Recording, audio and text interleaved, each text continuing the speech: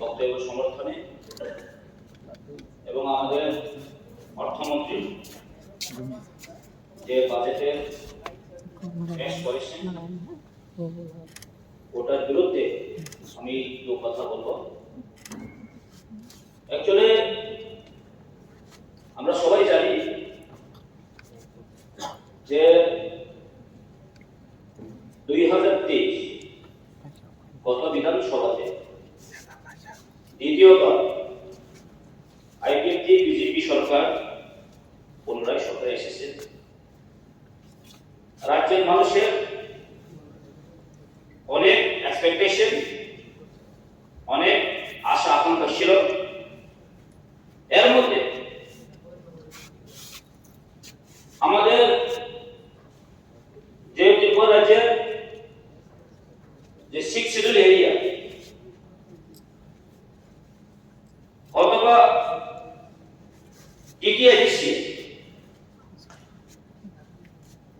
আমাদের দুর্ভাগ্য সহকারে বলতে হয়েছে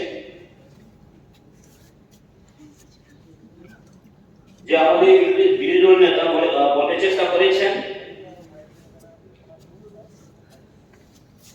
রাজ্যের প্রায় 27,000 কোটির মধ্যে যে আমাদের এডিসিতে দেওয়া হয়েছে মাত্র 672 crore 672 কোটি 64 লক্ষ, এবং এখানে যে 580 কোটি মতো স্যালারির মধ্যে চলে যায়। তাহলে আমরা জানি এখানে মাত্র আমাদের প্রায় 92 কোটি মাত্র আমাদের ডেভেলপমেন্টের জন্য থেকেছে। আমি জাস্ট কয়েকটা রিড আউট করবো এখানে। আমি ফার্স্ট এখানে এডুকেশন, যেটা যে এলিমেন্টারি এডুকেশন, এলিমেন্টারির মধ্যে আমরা দেখেছি ট্রান্সফার ফান্ড মাত্র 1,35 লক্ষ, যেখানে আমাদের এডিসিতে এলিমেন্টারি এডুকেশনের মধ্যে স্কুল আছে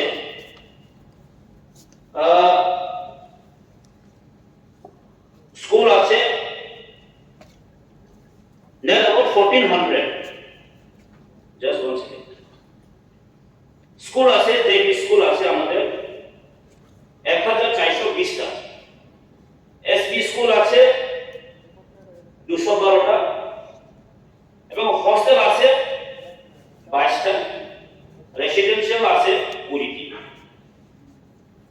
ওইখানে অ্যাকচুয়ালি একটা কেন বলছি, প্রায় 155 স্কুল 10 জনের চেয়ে কম স্টুডেন্ট এখন আছে। কেন হচ্ছে 155 স্কুলে স্টুডেন্ট 10 জনের কম এরকম স্কুল আছে? তো তার জন্য হচ্ছে আমরা জানি এখানে যেটা অনলি 1 crore 35 লাখে। এখন আপনারা গেলে বুঝবেন যে এডিসি এরিয়ার যে স্কুলগুলা, যে টিটিআইডিসি বাই রান যে স্কুলে যে ইনফ্রাস্ট্রাকচার, আমিও আগে জানতাম না অ্যাকচুয়ালি এগুলা। বিধায়ক, this is the first time বিধায়ক হওয়ার পরে যে স্কুলগুলোকে ভিজিট করার জন্য গেছিলাম, সেখানে মানে এমন একটা স্কুল ভাবতেই পারে না যে স্কুলের কন্ডিশন এরকম হবে। স্কুলের উপরে কোনো ছাদ নেই, স্কুলের দরজা নেই, স্কুলের জানালা নেই, মানুষ পড়ার জন্য কোনো এখানে ইনফ্রাস্ট্রাকচার নাই। ওইখানে কি থাকে, গ্রামীণ গরু ছাগল করে এসে রাত্রেবেলা ওখানে তাদের বাসা হয়, তারপরে চলে যায়, আবার স্টুডেন্ট এসে পড়াশোনা করছে। তো আমি কেন বলছি, এখন আমরা বলতে পারি যে elementary education is very important. আমাদের সবচেয়ে গুরুত্বপূর্ণ বিষয় হচ্ছে আমাদের যে এলিমেন্টারি এডুকেশনে কিন্তু আমাদের বেশি গুরুত্ব দিতে হবে, কিন্তু আমরা কিন্তু ওখানে হচ্ছে। তাহলে উনি কিভাবে আবার আপার প্রাইমারিতে আসবে, সেকেন্ডারিতে কিভাবে আসবে? তো আপনারা এটা ভাবতেই পেরেছে কি হচ্ছে। কাজে আমি বলতে চাই যে খুব একটা মানে দুর্ভাগ্য এই বাজেট এটা অ্যাকচুয়ালি কোনো মতে যে উপজাতি অধ্যুষিত এরিয়ার জন্য কোনো কিছু হয়নি তাই বলতে পারি। আরেকটা আমি জাস্ট বলবো যে public work road and building যেটা পিডব্লিউডি আমাদের এখানে শুধু পাওয়া গেছে যে 5 crore অনলি। প্রায় এখানে 1198 কিলোমিটার মতো ওখানে আছে, 1192 কিলোমিটার আর এর মধ্যে আছে পিডব্লিউডি এর মধ্যে আছে, কিন্তু আমরা টাকা পাচ্ছি মাত্র 5 crore। তো কিভাবে উন্নয়ন করা হবে, যে ডেভেলপমেন্ট কিভাবে হবে, এটা তো ডেভেলপমেন্ট করার জন্য নয়। আপনারা সবাই জানেন মিনিমাম যদি একটা বাউল যদি কার্পেটিং হতে গেলে 1 কিলোমিটারে 1 কোটি যদি লাগে তাহলে 5 কিলোমিটারের বেশি করতেই পারবে না এই 5 crore মধ্যে। So this is the reason। তাহলে কিভাবে উন্নয়ন কিভাবে হবে? আবার এখানে কেউ এসে বলে আমরা তো জুনালে ডেপুটেশন দিয়েছে, কেউ এসে সাবজোনাল আমরা ডেপুটেশন দিয়েছে। সাবজোনাল ডেপুটেশন দিলে কি এইগুলা কি হবে ডেভেলপমেন্ট? আমি মানতে পারি না। তার জন্য আমি এই বিলটাকে সমর্থন করি না। এবং বিল আমাদেরকে আমরা খুব আশা ছিল এই রাজ্য সরকারের বাজেট সরি খুব ভালো হয়েছে। বন্ধু আমাকে এটলিস্ট মনে করে দিল বাজেট আমরা কিন্তু এইভাবে আমরা মানতে পারি। সো আরো এখানে দেখলে আপনারা সবাই জানবেন যে আমাদের মানে টোটাল বাজেট 98 crore মধ্যে কিভাবে ডেভেলপমেন্ট সম্ভব, এটা সম্ভব। তার জন্যই আমরা অ্যাকচুয়ালি আলাদা রাজ্য চাই, তার জন্য আমরা বেতন দিতে হবে চাই।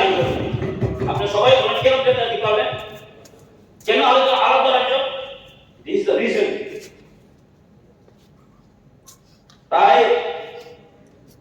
আমি আপনাদের দেখবো যে এডুকেশন বিদ্যাজ্যোতি প্রকল্পে 64টি সরকারি বিদ্যালয়ে আধুনিকীকরণ করা হবে। যে বিদ্যাজ্যোতি প্রকল্পের মধ্যে আমি বলবো খুব একটা ভালো স্কিম, যে এখানে আধুনিকীকরণ করার অনেক কিছু ফিনান্সিয়াল সিস্টেম আছে। আমি বলবো আমার টাকাতলা কনস্টিটিউয়েন্সির মধ্যে মাত্র একটা বিদ্যাজ্যোতি হয়েছে। তো 400টা এখানে বিদ্যাজ্যোতি হয়েছে যে আধুনিকীকরণ যে করার অনুকরণ আছে। তাহলে আমি বলবো এই রাজ্যে যতগুলো কেন্দ্র আছে বিধানসভা কেন্দ্র ভিত্তিক খুব 400টা যদি হয় তাহলে আমরা 60 বাই ডিভাইড করতে হবে। 60 বাই ডিভাইড করে তাহলে আমি মিনিমাম আমার কনস্টিটিউয়েন্সি সরকার হওয়ার দরকার 6 এন্ড 20, কিন্তু মাত্র একটা হয়েছে। আমি আপনার ইলেকশন আমি যখন একবার আমার কনস্টিটিউয়েন্সির মধ্যে খুব পুরানো স্কুল একটা আছে, যে স্কুলের নাম হচ্ছে জন্মজয় স্কুল। আমি ওখানে গেলাম, হায়ার সেকেন্ডারি স্কুলের টিচার সংখ্যা মাত্র 5-6 জন আছে। আর স্কুলের কন্ডিশন এমন বেহাল, হায়ার সেকেন্ডারি স্কুল। আর স্কুলের যে এস্টাবলিশমেন্ট এটা হচ্ছে প্রাইমারি বোর্ড 1950 সনের আগে। টিচারও আছে, স্টুডেন্টও আছে এখন, কিন্তু আমাদের ইনফ্রাস্ট্রাকচার এবং টিচার অত্যন্ত পুয়ার। তো এরকম স্কুলটাকে বিদ্যালয়তে নিতে পারতাম। আমি চম্পনগরের পাশে একটা লোক শিক্ষালয় আছে, অনেক পুরানো স্কুল এবং নামি নামি স্কুল। কি বলবেন, খুব একটা মানে আপনাদের উপাকান্ত করে সবাই শিখুন। এখনো সেই যে লোক শিক্ষালয় স্কুল সেই আগের জায়গাতে আছে, এখনো সেই জায়গাতেই আছে। তো আমরা বলতে পারবো এখানে পরিষ্কার আমরা দেখা যায় যে যে জায়গাতে প্রায় অধ্যুষিত এরিয়া সেখানে ডেভেলপমেন্ট হয় না। যেখানে মাস্টার দরকার, যেখানে অটোমেটিক্যালি যারা জেনারেল আসে, এখন আগরতলাতে বলতে পারেন, রানীবাজার বলতে পারেন, জিরানিয়া বলতে পারেন, ওইখানে আগে থেকে শিক্ষা গুণগত আগে থেকে ইয়াতে আছে, হাই আছে। যেখানে নাই সেখানে দেওয়া দরকার, কিন্তু কোথায় বিদ্যাজ্যোতি হয়েছে? এখন সব শহরের মধ্যে বিদ্যাজ্যোতি হয়েছে, কিন্তু গ্রামের বিদ্যাজ্যোতি হয়নি। ঠিক আছে। এটা দেখবেন আপনি।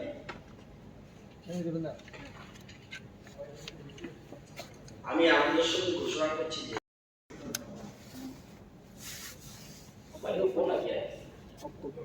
এখানে একটা আছে যেটা জল জীবন মিশন, ভেরি ইম্পর্টেন্ট। কারণ গ্রামে ম্যাক্সিমাম জল জীবন মিশনেই এখন জল জীবন মিশন তো হয়ে গেছে না, খুব ভালো জায়গাতেও হয়ে গেছে, এখন সব জায়গায় জল হয়ে গেছে, কিন্তু আজও মানুষ জলের জন্য কেন এত মানে হাহাকার এবং রাস্তা অবরোধ, কেন বাড়ি থেকে বের হতে হচ্ছে, তা এটা আমি একদম মানতেই পারছেন। এখানে পরিষ্কার লেখা আছে জল জীবন মিশন বাস্তবায়নে পূর্বে, এটা পুরো বলতে তো টাইম পাবে না।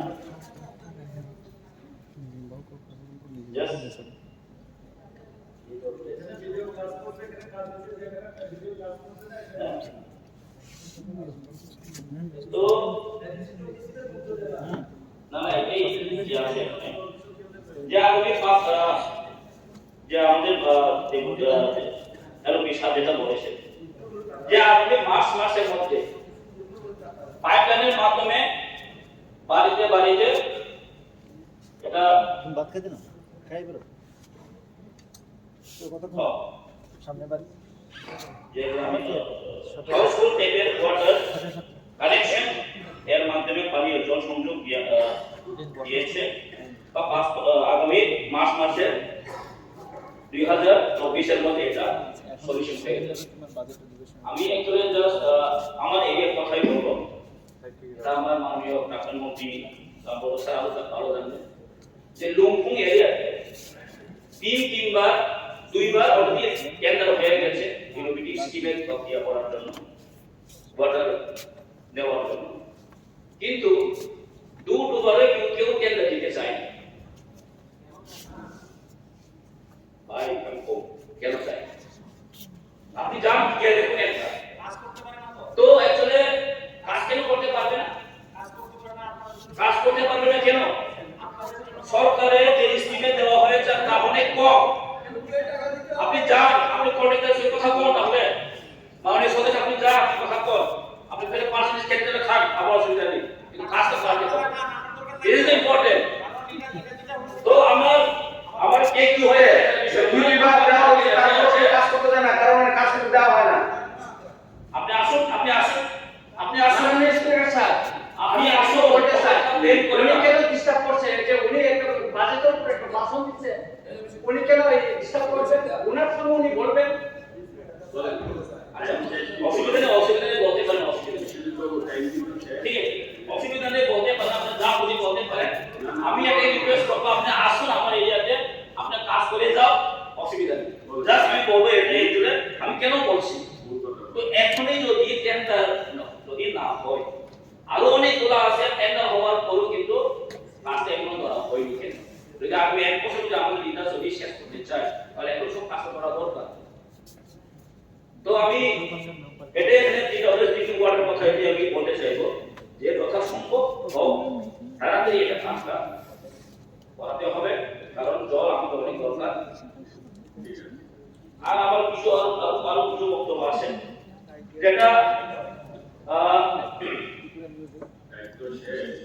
প্লিজ আপনি হেলথ সার্ভিস আমি একটু জাস্ট এখানে আছে আইজিএম হসপিটাল চত্বর তীব্র স্বাস্থ্য পরিকাঠামো উন্নত করার জন্য রাজ্য সরকার নিরলস প্রয়াস চালিয়ে যাচ্ছে। রাজ্য সরকার আইজিএম হাসপাতাল চত্বরে আগরতলা গভর্নমেন্ট ডেন্টাল কলেজ স্থাপন করে 2023-24 শিক্ষাবর্ষের বিডিএস কোর্স এর বার্ষিক 50 জন ছাত্র ছাত্রীকে নিয়ে ডেন্টাল কলেজে পথ চলা শুরু হবে। এখানে আমার একটা বিষয় যে বিডিএস পড়ুয়া ছাত্রদের হস্টেল বা থাকার জন্য ব্যবস্থা ওখানে হস্টেল করা হয়েছে, যে হস্টেল আগে থেকে এটা ট্রাইবেল হস্টেল, এখানে অনেক স্টুডেন্ট আছে অলরেডি, মানে স্টুডেন্ট অলরেডি ব্যাক আছে ওইখানে, একটা প্রস্তাব এখানে নাই। আমি তবু যে হস্টেল তাদের হস্টেল রাখা হবে, যে উমাকান্ত হস্টেলের ভিতরে রাখা হবে, ওইখানে নিয়ে অনেক প্রটেস্ট হয়েছে। তাই এটা আমি জিনিস আকর্ষণ করবো মাননীয় মুখ্যমন্ত্রীকে, আপনার থ্রু এটা কাইন্ডলি একটু দেখবেন, আর এটা যদি হয় তাহলে আমাদের ইয়ে করবে। এমনিতে টিকাসারা আমরা ট্রাইবাল অংশের লোক যারা দরিদ্র সীমার নিচে বেশি বসবাস করে, আগরতলা উমাকান্তর মতো একটা স্কুল, এটাই একমাত্র স্কুল যেটা বাংলা মিডিয়ামের মধ্যে, যে আমাদের টিকাসারা অনেক কিছু হয়েছে। আমিও একজন ওইখানে স্টুডেন্ট ছিলাম, তার জন্য আমি এই কথাটা বলতে পেরেছি আপনার কাছে। তো কথা বলার অনেক কিছু আছে, পাওয়ারও আছে, ঠিক আছে। আর আমি এটাই বলবো, এটা মানে মুখ্যমন্ত্রী আছে এবং আপনার বরিষ্ঠ মন্ত্রীরা আছে, অর্থমন্ত্রী আছে, তার জন্য দৃষ্টি আকর্ষণ করছি। ঠিক আছে।